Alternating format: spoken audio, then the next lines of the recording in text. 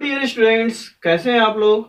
आज हम लोग जो है क्लास 7th के साइंस में जो है सेकंड चैप्टर पढ़ेंगे, ठीक है, जिसका नाम है nutrition in animals. Okay students, बहुत ही इंटरेस्टिंग जो है आपका चैप्टर है, ठीक है। ये हम लोगों की जो है लाइफ से जो है जुड़ा हुआ चैप्टर है, ठीक है स्टूडेंट्स। इस तरह से हम लोग स्टार्ट करते हैं और न्यूट्रिशन इन एनिमल्स। ओके, हमने जो है लास्ट वीडियो में आप लोगों को जो है, ठीक है, न्यूट्रिशन का डेफिनेशन को बताया था।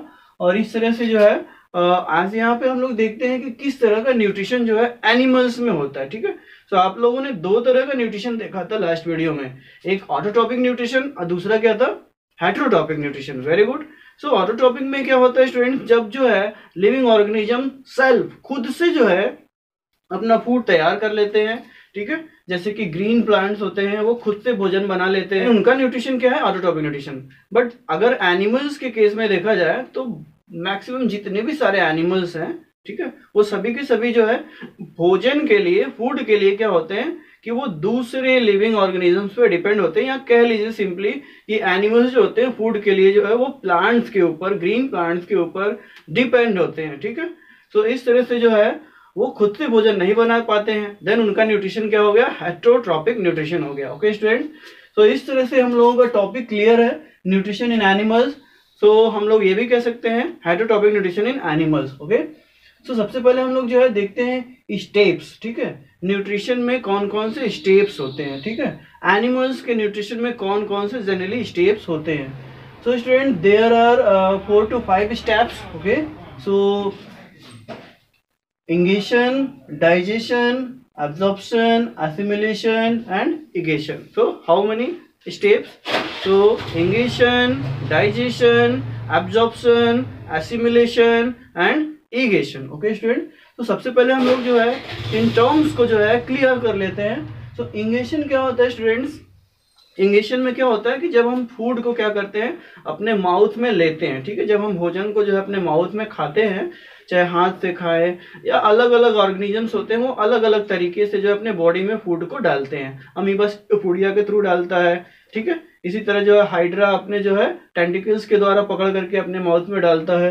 इस तरह से जो है हम लोग क्या करते हैं, अपने हाथ से जो है भोजन को क्या करते हैं, उठाते हैं और माउथ में डाल लेते हैं। तो इस प्रोसेस को हम लोग क्या बोलते हैं, इंगेशन बोलते हैं, ठीक है। अब हम लोग देखेंगे डाइजेशन क्या होता है, ठीक है। जो फूड हम लोग जो है माउथ में खाते हैं, देन क्या होता है वो कॉम्प्लेक्स फॉर्म में होता है, वाटर इनसॉल्युबल फॉर्म में होता है। देन उसकी जो है हमारे बॉडी के अंदर, ठीक है, हमारे जो है डाइजेस्टिव सिस्टम के अंदर क्या होती है, उसकी ब्रेकिंग शुरू हो जाती है, किसमें, सिंपलेस्ट फॉर्म में, ठीक है, वाटर सॉल्युबल फॉर्म में। या कह लीजिए कि ये कॉम्प्लेक्स मटेरियल होते हैं, ये सिंपल फॉर्म में बदलने लगते हैं। देन इस प्रोसेस को हम लोग क्या बोलते हैं, डाइजेशन बोलते हैं, ठीक है स्टूडेंट्स। और इस तरह से जो है एब्जॉर्प्शन हो गया, ठीक है। एब्जॉर्प्शन क्या है, सो स्टूडेंट, जब आपके जो है फूड जो होते हैं वो कॉम्प्लेक्स फॉर्म से जो है सिंपलर फॉर्म में चेंज हो जाते हैं, देन वो सिंपलेस्ट जो आपके फूड मटेरियल्स हैं, या कह लीजिए जो न्यूट्रिएंट्स हैं, डाइजेस्टेड जो न्यूट्रिएंट्स हैं, वो क्या होते हैं, हमारे जो है सिस्टम से जो है, ठीक है, वो निकल करके कहाँ चले जाते हैं, ब्लड में चले जाते हैं, ठीक है। कहाँ चले जाते हैं, हमारे ब्लड में। देन इसको हम लोग क्या बोलते हैं, एब्जॉर्प्शन। स्टूडेंट्स, अब हम लोग देखेंगे एसिमिलेशन क्या होता है, ठीक है। तो अभी जो डाइजेस्टेड न्यूट्रिएंट्स हैं, ठीक है, जैसे कि कार्बोहाइड्रेट्स का, प्रोटीन्स का, फैट्स का, इनका जो सिंपलेस्ट फॉर्म है जो ब्लड में जा चुका है, देन वो क्या होंगे, ब्लड के सहारे पूरी बॉडी में मूव करेंगे, ठीक है। सो इस तरह से जिन सेल्स को जरूरत होगी, ठीक है, वो सेल्स क्या करेंगी, उसको यूटिलाइज कर लेंगी, ठीक है। जैसे कि आपका स्टार्च का जो है कार्बोहाइड्रेट होता है, उसका सिंपलेस्ट फॉर्म होता है ग्लूकोज। देन सेल्स क्या करेंगे, ग्लूकोज को यूटिलाइज कर लेंगी, ठीक है, ऑक्सीजन की मदद से जो है उसको जो है ब्रेक डाउन करके एनर्जी बना लेंगी। उसी तरह प्रोटीन के जो सिंपलेस्ट फॉर्म होते हैं, सिंपल फॉर्म होते हैं, वो कौन से होते हैं, अमीनो एसिड्स, ठीक है। फैट्स के कौन से होते हैं, उसके सिंपलेस्ट फॉर्म होते हैं ग्लिसरॉल और फैटी एसिड। सो इस तरह से देखा जाए तो इनका जो सिंपलेस्ट फॉर्म है, जब सेल्स के द्वारा अपनी अलग अलग एक्टिविटीज के लिए यूटिलाइज कर ली जाती हैं, देन इसको हम लोग बोलते हैं एसिमिलेशन। क्या बोलते हैं, एसिमिलेशन। ओके स्टूडेंट्स, हम लोग लास्ट में देखते हैं इगेशन, ठीक है। सो जो अनडाइजेस्टेड मटेरियल होते हैं, वेस्ट मटेरियल होते हैं बॉडी में, या कह लीजिए जो टॉक्सिक होते हैं, ठीक है, जो हमारी बॉडी के लिए उपयोगी नहीं होते हैं, ठीक है, जो हमारी बॉडी के लिए हार्मफुल होते हैं, वो क्या होते हैं, हमारी बॉडी से क्या होते हैं, बाहर आ जाते हैं, ठीक है। सभी एनिमल्स की बॉडी से जो है वो किसी न किसी तरीके से वो बाहर आ जाते हैं, देन इसको हम लोग क्या बोलते हैं, एगेशन बोलते हैं। क्या बोलते हैं, एगेशन। ओके, सो इस तरह से ये स्टूडेंट जो है 5 स्टेप्स रहे जो कि एनिमल्स न्यूट्रिशन में जनरली पाए जाते हैं। पर्टिकुलर हम लोगों के न्यूट्रिशन में ये 5 स्टेप्स जो है होते हैं। ठीक है स्टूडेंट्स, एक बार हम लोग रिमाइंड कर लेते हैं फिर से। इंगेशन क्या है, intake of food material okay into our mouth, so this is ingestion. Digestion क्या होता है, so break down of complex food material into simplest form, so this is digestion. Absorption क्या होता है, so absorption of digested materials okay from our small intestine into our blood, so this is absorption.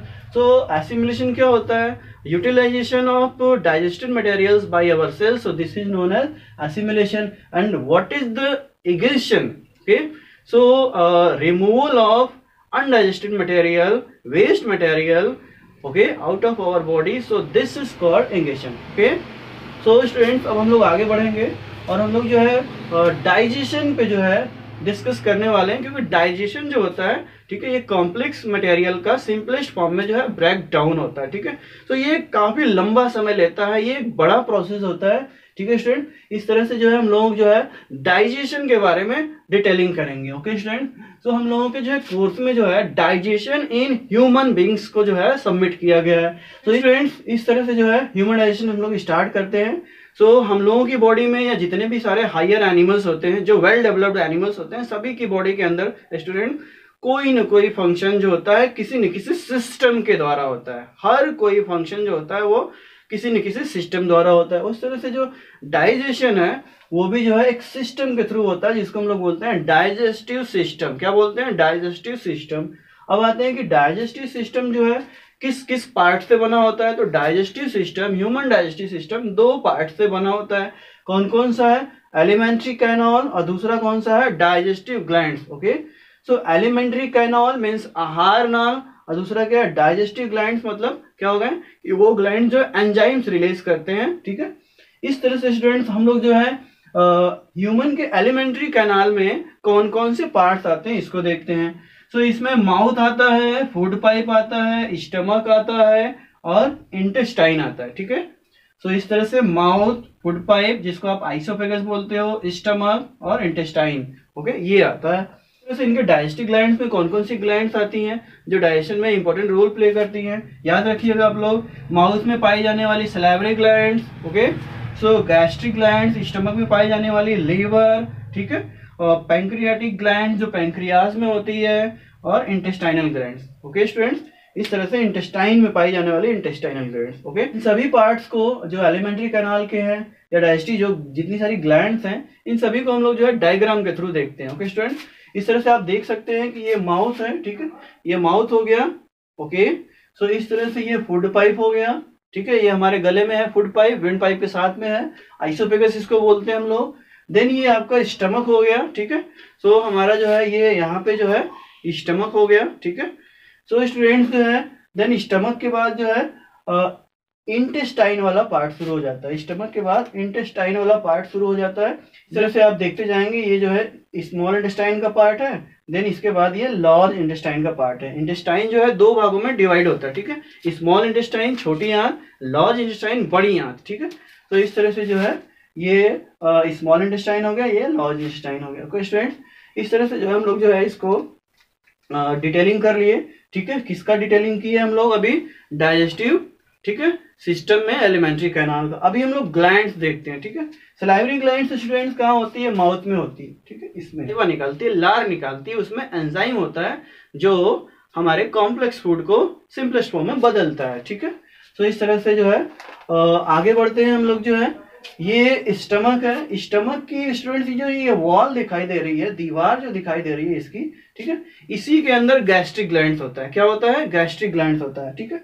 इस तरह से gastric glands भी हो गया, gastric juice निकालता है, इंपॉर्टेंट है। Then students liver, okay, liver, ये आपको एक बड़ा सा जो है ग्लैंड दिखाई दे रहा है जिसको हम लोग बोलते हैं लीवर। क्या बोलते हैं, लीवर। ये एक इंपॉर्टेंट क्वेश्चन भी है, कभी कभी आ जाता है, ठीक है, कॉम्पिटिटिव एग्जाम में भी, कि what is the largest digestive gland, then आपको आंसर क्या देना होगा, लीवर देना होगा, ठीक है स्टूडेंट्स। सबसे बड़ी जो ग्लैंड है हमारी बॉडी में वो कौन सी है, लेवर है। ओके, आगे बढ़ते हैं। पैंक्रियाटिक ग्लैंड, ये पैंक्रियाज दिखाई दे रहा है, इसकी वॉल के अंदर जो है स्टूडेंट्स क्या होगा, पैंक्रियाटिक ग्लैंड होगा। ओके, सो इस तरह से इंटेस्टाइनल ग्लैंड, ये जो स्मॉल इंटेस्टाइन है, ठीक है, इनके जो है दीवार में क्या होगा, इंटेस्टाइनल ग्लैंड्स होगा। ओके स्टूडेंट्स, इस तरह से हम लोग जो है ग्लैंड्स के बारे में भी देख लिए। अच्छा, एक पार्ट जो हम जो है छोड़ दिए, ठीक है।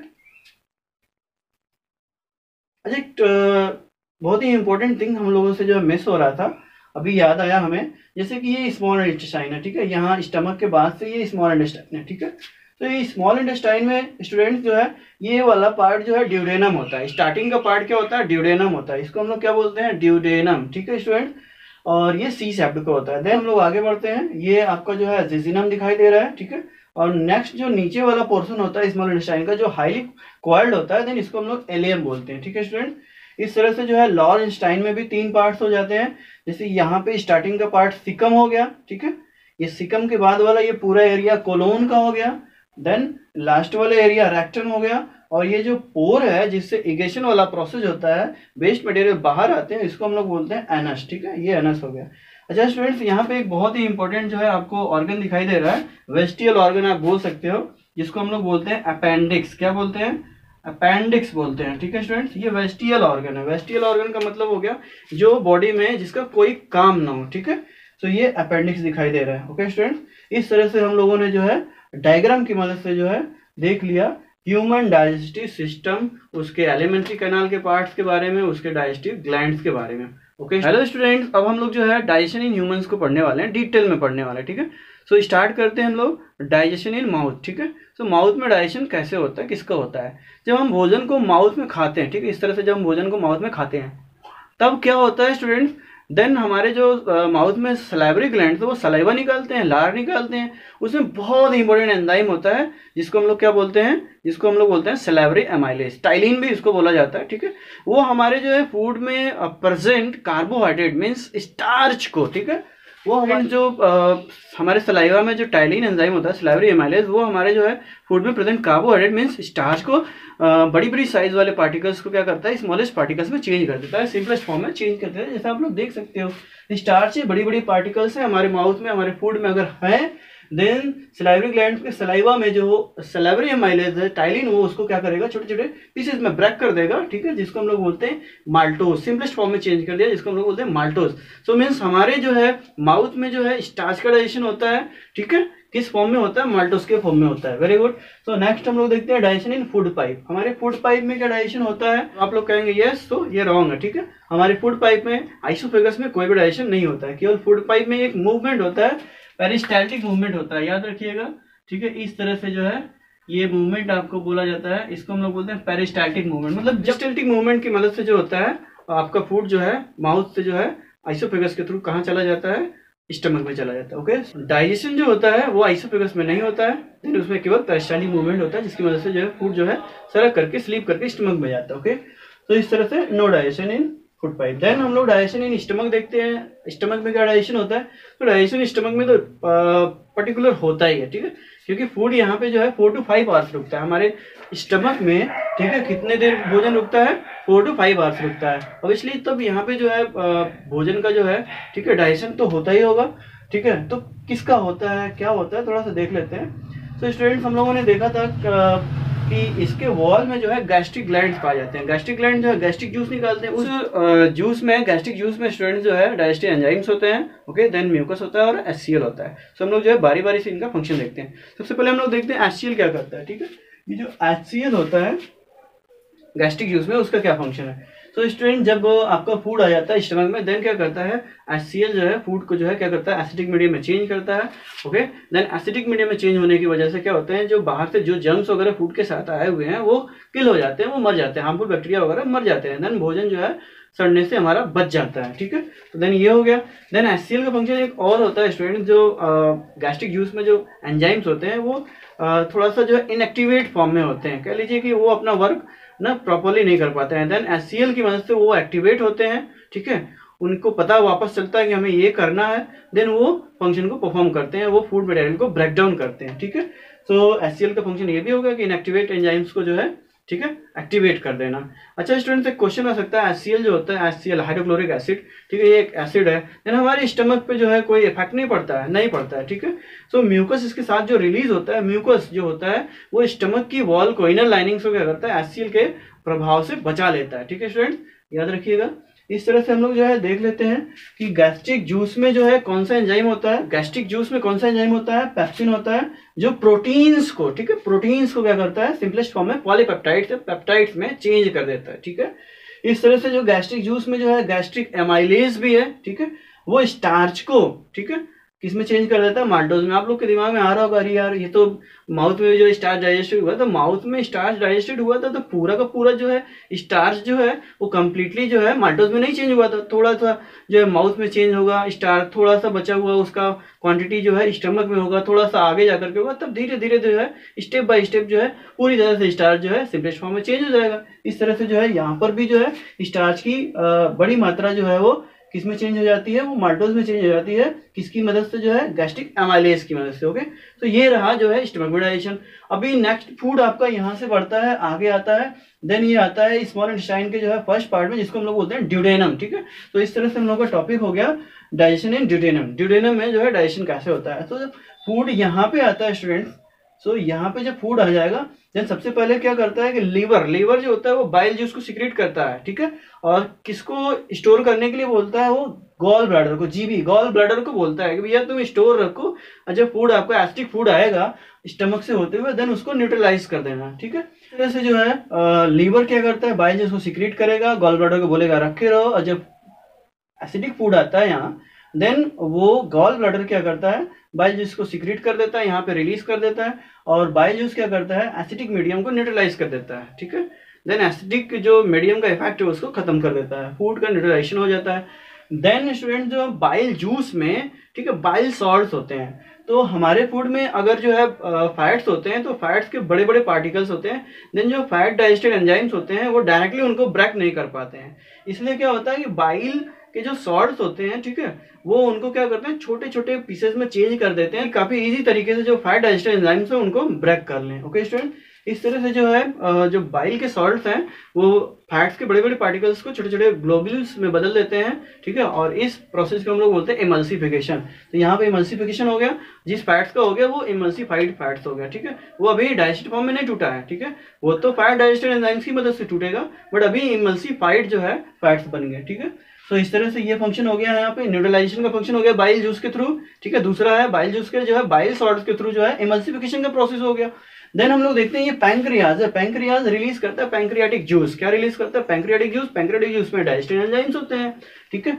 तो कौन से डाइजेस्टिव एंजाइम्स होते हैं स्टूडेंट्स, जरा सा हम लोग देख लेते हैं, ठीक है। इसमें ट्रिप्सिन होता है, पैंक्रियाटिक एमाइलेज होता है, पैंक्रियाटिक लाइपेज होता है, ठीक है स्टूडेंट्स। तो ट्रिप्सिन क्या करता है, प्रोटीन्स को चेंज कर देगा, ठीक है।